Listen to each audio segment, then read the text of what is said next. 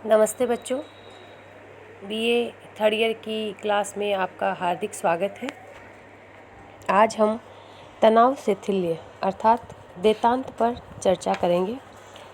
इसके पूर्व में मैंने आपको शीत युद्ध के कारण, शीत युद्ध का प्रभाव, इन सब पर चर्चा की थी।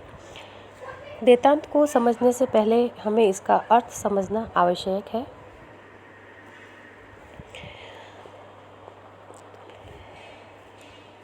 देतांत का तात्पर्य क्या है? 1962 के क्यूबा संकट के पश्चात सोवियत संघ अमेरिकी संबंध में एक नया मोड़ आया। शीत युद्ध के वैमनस्यपूर्ण संबंध सौहार्द में बदल गए। वे मैत्रीपूर्ण सहयोग की ओर उन्मुक्त हुए। इसी मैत्रीपूर्ण सहयोग को हम देतांत या तनाव शैथिल्य के नाम से जानते हैं। देतांत फ्रेंच भाषा का शब्द है जिसका शाब्दिक अर्थ है तनाव में शिथिलता। डॉक्टर जफ़र इमाम कहते हैं कि देतांत को जब हम शीत युद्ध के संदर्भ में देखते हैं तो इसका तात्पर्य शांतिपूर्ण सह अस्तित्व से होता है। अर्थात यूएसए और सोवियत संघ दोनों ने ये समझ लिया कि लड़ने से, तनाव बढ़ाने से किसी को कुछ हासिल नहीं होगा। हम दोनों मिलकर रहें तो ही अपना विकास कर सकते हैं। तो अंतर्राष्ट्रीय राजनीति में वह स्थिति जिसमें इन दोनों के तनाव में कमी आई और इनमें सहयोग बढ़ा, इस पे विशेषतः आर्थिक एवं वैज्ञानिक सहयोग, उसे ही हम देतांत के नाम से जानते हैं। अब बात उठती है कि शीत युद्ध, बहुत ज़्यादा तनाव, लेकिन क्या हो गया जिसकी वजह से तनाव शैथिल्य आया? तो जब हम देखते हैं तो पहला बिंदु जो देखने में सामने आता है वो है राष्ट्रीय हितों की पूर्ति हेतु। शीत युद्ध में दोनों पक्षों द्वारा मानव की बुनियादी आवश्यकताओं की अवहेलना कर अस्त्र शस्त्रों पर धन व्यय किया जा रहा था। इसी कारण सोवियत संघ खाद्यान्न में आत्मनिर्भर नहीं हो पाया। अतः शांति होने पर ही विकास पर ध्यान दिया जा सकता था। दूसरा बिंदु है सोवियत संघ की आर्थिक मजबूरियां। अमेरिका से तकनीकी एवं खाद्यान्न सहायता प्राप्त होने पर ही सोवियत संघ, जो कृषि के क्षेत्र में आत्मनिर्भर नहीं था, खाद्यान्न की कमी, साइबेरिया के विशाल तेल भंडारों का दोहन कर सकता था। इस हेतु उसे माधुर्य की नीति अपनाना आवश्यक था। तीसरा बिंदु है अमेरिकी उद्योग के लिए कच्चे माल की आवश्यकता।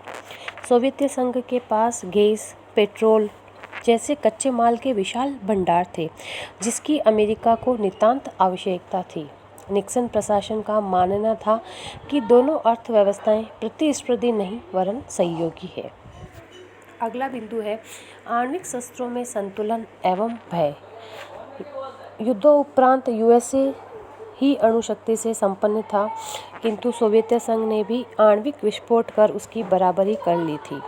क्यूबा संकट, कोरिया युद्ध ने स्पष्ट कर दिया कि दोनों पक्षों में सशस्त्र संघर्ष विनाशकारी होगा।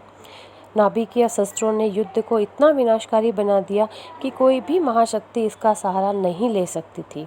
अतः टकराव एवं परमाणु संघर्ष से बचना दोनों की मजबूरी थी। अगला बिंदु है राष्ट्रीय प्राथमिकताओं में बुनियादी परिवर्तन। अब साम्यवाद उन्मूलन एवं पूंजीवाद उन्मूलन के स्थान पर गरीबी उन्मूलन, लोक कल्याणकारी योजनाएं, आर्थिक विकास पर बल दिया, जिससे तनाव कम होने लगा। नेक्स्ट पॉइंट है साम्यवादी गुट का ढीलापन तथा रूस चीन मतभेद। साम्यवादी दुनिया की ठोस एकता की बजाय बहुध्रुवीयता दिखने लगी।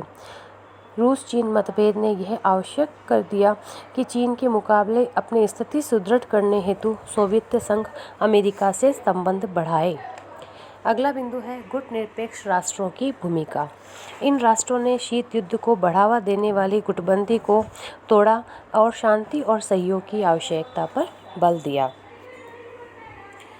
महाशक्ति भी अपने गुटीय मित्रों से निराश थी। दक्षिण वियतनाम, दक्षिण कोरिया अमेरिका पर बाहर थे तो उत्तर कोरिया सोवियत संघ के लिए, फ्रांस ने यूएसए के लिए तो चीन रोमानिया ने सोवियत संघ के लिए मुसीबतें खड़ी की।